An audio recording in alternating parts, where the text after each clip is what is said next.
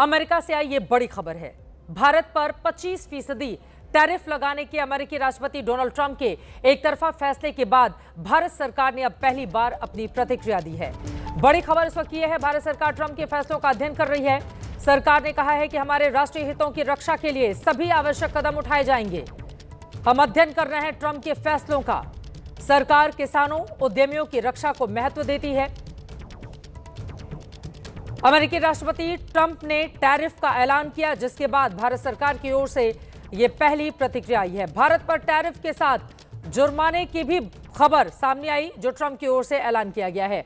असल में हुआ यह है कि अभी भारत और अमेरिका के बीच ट्रेड डील पर बातचीत जारी है, लेकिन इसके बीच में ही अमेरिकी प्रेसिडेंट डोनाल्ड ट्रंप ने एक तरफा कदम उठाते हुए भारत पर 1 अगस्त से 25% टैरिफ लगाने का ऐलान कर दिया। इसके साथ उन्होंने भारत पर जुर्माने की भी घोषणा की है। ट्रंप ने अपने सोशल मीडिया प्लेटफॉर्म ट्रुथ पर लिखा है, ये भारत ने हमेशा अपने सैन्य उपकरणों का एक बड़ा हिस्सा रूस से खरीदा है और चीन के साथ वो रूस से ऊर्जा के सबसे बड़े खरीदार हैं। ऐसे समय में जब हर कोई चाहता है कि रूस यूक्रेन में हत्याएं रुकें, ये सब ठीक नहीं है। इसीलिए भारत को 1 अगस्त से 25% टैरिफ और जुर्माना देना होगा। जैसे ही ट्रंप ने टैरिफ बम फोड़ा, शाम होते होते विपक्ष ने ट्रंप के लगाए गए टैरिफ और जुर्माने पर सरकार को घेर लिया। इससे बुरा हिंदुस्तान की इकोनॉमी के लिए और क्या हो सकता है? जब विदेश नीति का यूज हमारे राष्ट्रहित को सर्वोपरि न रखकर एक व्यक्ति की छवि चमकाने में, उनके पीआर, उनके पॉलिटिकल एजेंडा को बढ़ाने में किया जाता है, तो उसका नतीजा सबके सामने है। खुद प्रधानमंत्री आकर बताएं, देश के एक्सटर्नल अफेयर्स मिनिस्टर बताएं, वित्त मंत्री बताएं और गृह मंत्री बताएं और रक्षा मंत्री भी जुड़ जाएं कि ऐसा क्यों है कि यूएस यूनिलैटरली इस तरीके के डिसीजन ले रहा है और हम कुछ जवाब में उनको कह भी नहीं रहे हैं। इस संसदीय इतिहास का एक काला दिन है कि प्रधानमंत्री यही दिल्ली में मौजूद है। वो राज्यसभा में जवाब देने के लिए नहीं आए। अमेरिका ने 25% टैरिफ भारत पर लागू किया। निश्चित रूप से भारत सरकार इस बात का संज्ञान लेगी और हमें वेट करना पड़ेगा कि भारत सरकार का इस पर क्या रिस्पॉन्स है और उसी के आलोक में फिर ट्रेड और इंडस्ट्री इस पर रिएक्ट कर पाएगी। आपको बताते चले, पक्ष और विपक्ष में इसको लेकर लगातार घमासान तेज रहा, लेकिन ट्रंप के फैसले के बाद मैंने आपको जानकारी दी। भारत सरकार ने पहला बयान दिया है। भारत सरकार ट्रंप के फैसलों का अध्ययन कर रही है, ये जानकारी निकलकर सामने आई है। उधर संसद में एक ओर ऑपरेशन सिंदूर और पहलगाम में हुए आतंकी हमले पर चर्चा हो रही है, तो दूसरी ओर इस बहस में विपक्ष की ओर से डोनाल्ड ट्रंप का नाम भी बार बार उछाला जा रहा है। लेकिन ट्रंप हैं कि मानने को तैयार नहीं। उन्होंने 30वीं बार भारत पाकिस्तान में संघर्ष विराम का क्रेडिट लिया है। The end of the war with Pakistan at my request, and I was great. यहाँ पे अगर दम है तो यहाँ पे प्रधानमंत्री बोल दे कि आप झूठो ने। And there was no talk between Prime Minister and President Trump. दुनिया के किसी भी नेता ने भारत के ऑपरेशन रोकने के लिए नहीं कहा। अमेरिकन जो प्रेसिडेंट है, उनमें मुझको चाचा चौधरी के सारे नेगेटिव गुण दिखते हैं। उनको एक चौधराहट सवार हो गई है। ऑपरेशन सिंदूर पर गर्मागर्म चर्चा संसद के भीतर और बाहर दोनों जगह जारी है। डोनाल्ड ट्रंप को लेकर सत्ता पक्ष और विपक्ष में जुबानी मिसाइलें ऐसे दागी जा रही हैं। पाकिस्तान के समर्थन में बयान दिया। एक बार फिर नेता प्रतिपक्ष राहुल गांधी ने ट्रंप का नाम लेकर पीएम मोदी पर प्रहार किया। Prime Minister has not said that Trump is lying. It's obvious what has happened.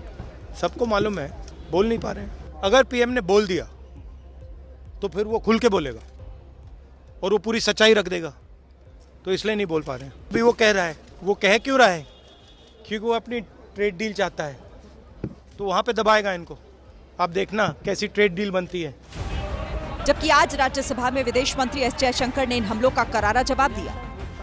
There was no linkage of trade in any of those conversations, and there was no cost between Prime Minister and President Trump.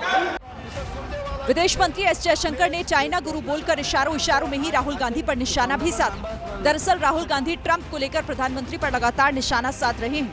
यहाँ पे अगर दम है तो यहाँ पे प्रधानमंत्री बोल दे कि ट्रंप झूठ बोल रहे हैं। कांग्रेस अध्यक्ष खड़गे ने भी पीएम मोदी पर हमला बोला।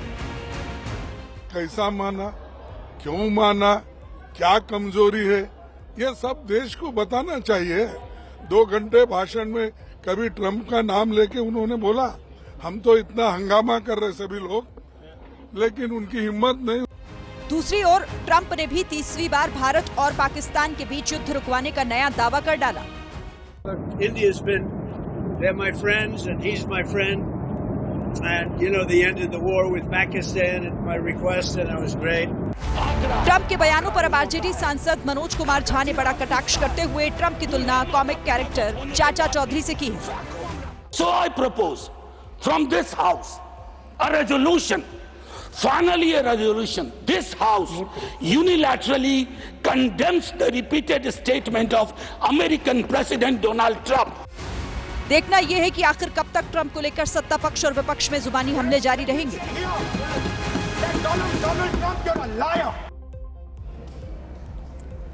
और अब बात करेंगे ऑपरेशन सिंदूर की। कल लोकसभा में ऑपरेशन सिंदूर पर जोरदार बहस हुई। राज्यसभा में चर्चा के बीच आज विपक्ष ने हंगामा करते हुए वॉकआउट कर दिया। वहीं इस पूरे मुद्दे पर केंद्रीय गृह मंत्री अमित शाह ने सरकार का आज पक्ष राज्यसभा में भी रखा। गृह मंत्री अमित शाह ने पहलगाम हमले का जिक्र करते हुए एक बार फिर जम्मू कश्मीर से आतंकवाद को जड़ से उखाड़ फेंकने का संकल्प दोहराया। पी चिदम्बरम के एक बयान के लिए कांग्रेस को जबरदस्त तरीके से लताड़ लगाई। आज भी वो दृश्य आ जाता है तो नींद से खड़ा हो जाए, इस प्रकार की वेदना होती है मान्यवर। ऐसा जघन्य अपराध कभी नहीं हुआ। धर्म के नाम पर पूछकर चुन चुन कर इनके परिजनों के सामने मरे छोटी बच्चियां, छोटे बच्चे, वृद्ध मां, उनकी पत्नियां, उनकी बहनें, इस सब के सामने मारा गया। और क्यों मारा गया? क्योंकि वो संदेश देना चाहते थे कि टेररिज्म से मुक्त हम कश्मीर को नहीं होने। मैं आज इस सदन से उनको संदेश देना चाहता हूं, जितना हो सके उतना प्रयास करना। कश्मीर आतंकवाद से मुक्त होकर रहेगा और होकर रहेगा। मान्यवर, इनके चिदम्बरम जी के कार्यकाल में ही अफजल गुरी की फांसी जब तक वो गृह मंत्री नहीं गए नहीं हुई। मान्यवर, बंबई का हमला, बंबई के हमले के बाद आज ये दिग्विजय सिंह चले गए हैं। उन्होंने कहा है तो आरएसएस ने कराया था। मान्यवर, ये क्या बोल रहे हैं? किसके लिए बोल रहे हैं? किसको बचा रहे हैं? क्या कहना चाहते हैं? और हिंदू टेरर का सगुफा किसने छोड़ा? मैं आज दुनिया के सामने, देश की जनता के सामने गर्व से कहता हूं कि हिंदू कभी टेररिस्ट नहीं हो सकता। तो हिंदू कभी टेररिस्ट नहीं हो सकता है। गृह मंत्री अमित शाह की ओर से यह बड़ी बात भी कही गई है और इसी के साथ ही साथ कांग्रेस पार्टी पर जबरदस्त तरीके से वार किया गया।